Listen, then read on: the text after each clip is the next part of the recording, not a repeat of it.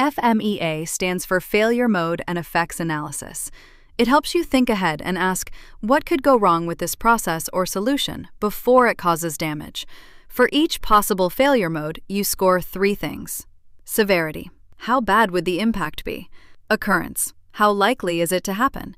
Detection. How likely are we to catch it before it causes a problem? You then multiply them together.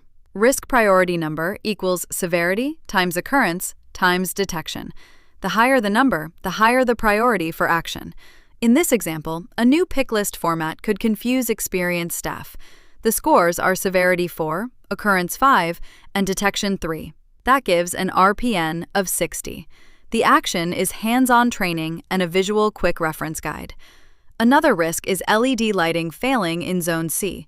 The RPN is 28, so the action is backup lighting and a maintenance schedule. The biggest risk is a printer patch causing other print jobs to fail. Its RPN is 108, so it needs stronger controls. Test the patch first and have a rollback plan ready. The key lesson is simple. FMEA helps you prevent problems before they happen by focusing action on the highest risks first. This topic is covered inside SimplicityHub Lean Six Sigma courses with full lessons, examples, quizzes, and accreditation. Enroll today and start building real improvement skills.